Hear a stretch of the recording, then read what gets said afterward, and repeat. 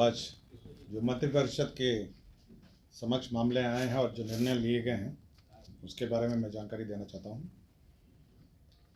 सबसे पहले मैं जो महत्वपूर्ण विषय है जाति आधारित गणना, आपको जानकारी होगा कि यह कार्य आरंभ हो गया है और सब तैयारियां इसकी पूर्ण कर ली गई हैं। इसमें जो सॉफ्टवेयर निर्माण किया जाना था ऐप और पोर्टल, उसके लिए जो परामर्शी का चयन है वह भी कर लिया गया है और उसमें व्यय 2,44,94,440 का व्यय होने पर स्वीकृति दी गई है। दूसरा ये था कि आपको जानकारी होगा जो election commission of India voter list का पुनरीक्षण कर रही है और साथ ही साथ विभिन्न विद्यालयों की परीक्षा मैट्रिक और इंटर की भी टेंटेटिवली कार्यक्रम निर्धारित किया जा रहा है। तो यह कार्यक्रम दोनों कार्यक्रम आपके जाति आधारित गणना के बीच में पड़ रहे थे। एक तो इलेक्शन कमीशन का जो वोटर लिस्ट का रिवीजन है वो चल ही रहा है और साथ ही साथ अगले साल शुरुआत में मैट्रिक और इंटर की परीक्षाएं हैं।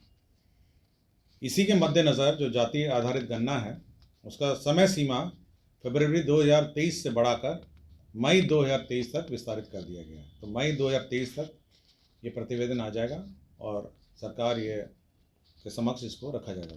कि जो इलेक्शन का कार्यक्रम चल रहा है, इलेक्शन कमीशन ऑफ इंडिया का वोटर लिस्ट का रिवीजन और बिहार विद्यालय परीक्षा समिति के मैट्रिक और इंटर की जो परीक्षाएं चल रही हैं उसके मद्देनज़र इस कार्यक्रम को फरवरी 2023 से बढ़ाकर मई 2023 किया गया है।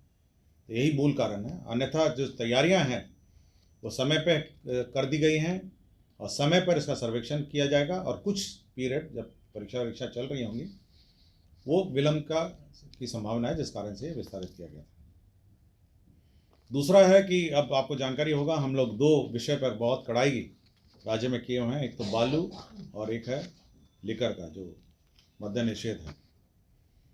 तो जो बालू में इस बार हम लोगों ने यह निर्णय लिया है कि विभिन्न मोटर बोट, चेन एवं अन्य उपस्कर क्रय किए जाएं, हाई स्पीड बोट जो हैं, ताकि जो नदी के माध्यम से अवैध बालू ढोया जाता है और नदी में अवैध बालू की निकासी की जाती है, वो क्रय करने के लिए खनन एवं भूतत्व विभाग का प्रस्ताव था कि 5 करोड़ अग्रिम बिहार आकस्मिकता निधि से उपलब्ध कराया जाए।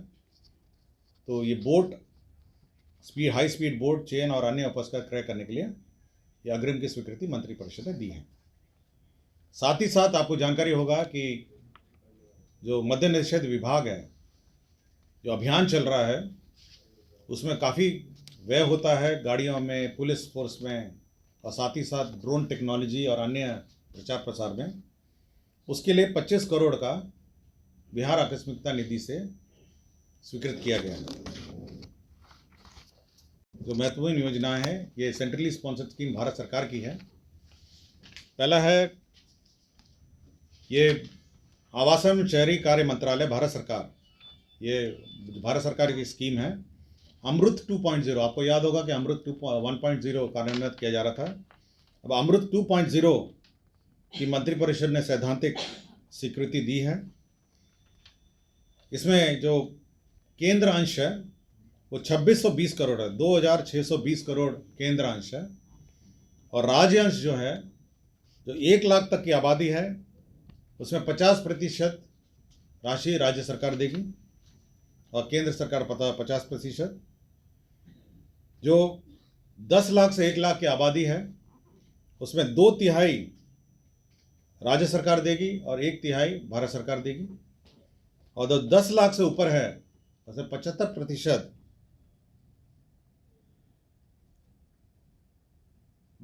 राज्य सरकार देगी और 25% केंद्र सरकार देगी। तो अमृत 2.0 योजना की स्वीकृति दी गई। इसी में 2 कमेटियां भी हैं, स्टेट लेवल टेक्निकल कमेटी है और state high powered committee SHPCB है। ये दोनों मुख्य सचिव के स्तर पर कमेटियां हैं। इसकी भी स्वीकृति आज इस बैठक में दी गई है। तो 620 करोड़ जो केंद्रांश है, उसके साथ राज्यांश भी आएगा। तो ये बहुत बहुत बहुत महत्वपूर्ण योजना है। और इस योजना के अंतर्गत जो मुख्य घटक हैं,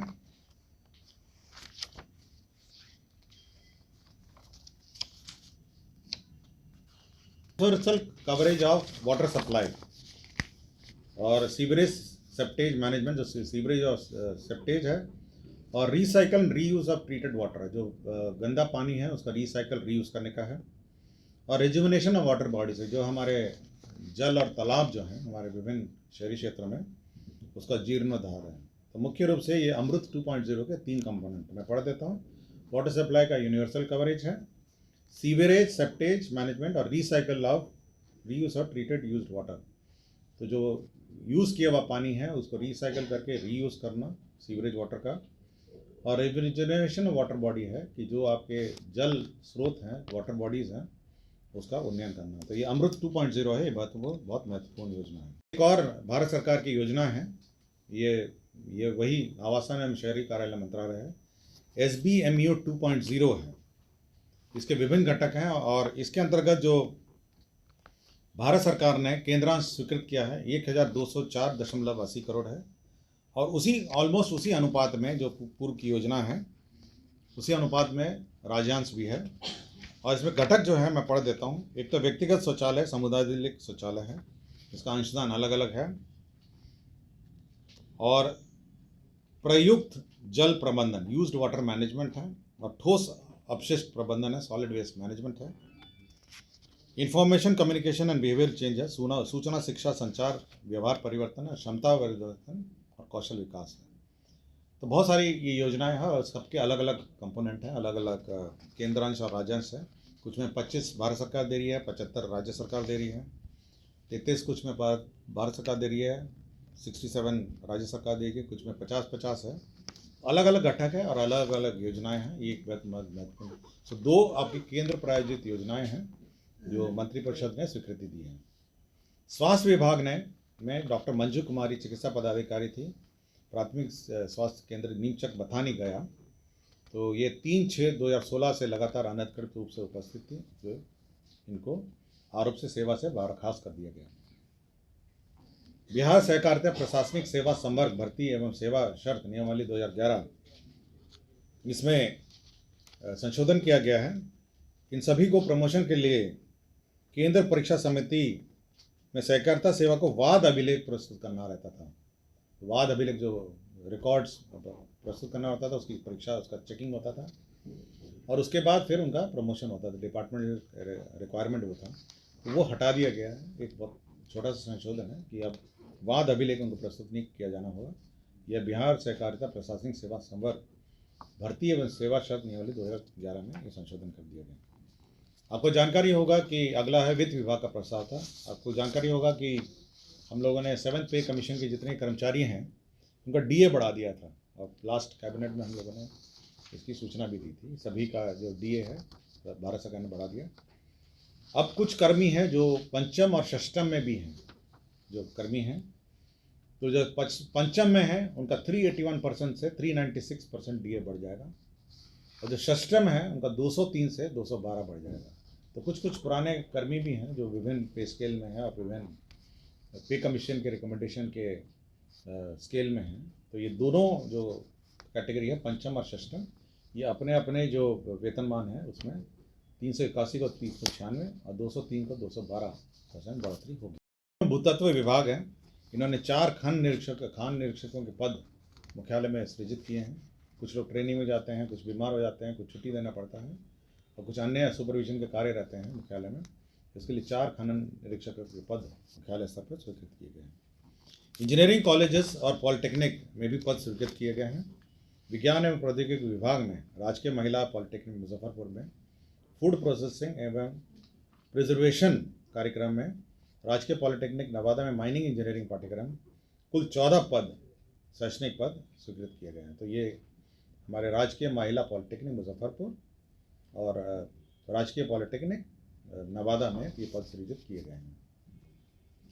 इंजीनियरिंग कॉलेज है विज्ञान एवं प्रौद्योगिकी अंतर्गत मुजफ्फरपुर इंस्टीट्यूट ऑफ टेक्नोलॉजी जो है मुजफ्फरपुर में, MIT में बायोमेडिकल एवं रोबोटिक इंजीनियरिंग के 12 पद, और लोकनायक जयप्रकाश प्रौद्योगिक संस्था छपरा एवं कटिहार अभियंत्रण महाविद्यालय कटिहार में फूड प्रोसेसिंग एवं प्रिजर्वेशन कार्यक्रम के 12 अतिरिक्त शैक्षणिक पदों का स्वीकृति दिया। तो कुल 36 पदों का स्वीकृति दी गई है। तो ये विज्ञान एवं प्रौद्योगिकी विभाग में जो इंजीनियरिंग कॉलेज है और आपके ITI हैं, इसमें ये पद स्वीकृत किए गए हैं। तो आज मुख्य रूप से यही निर्णय आज मंत्रिपरिषद द्वारा लिए।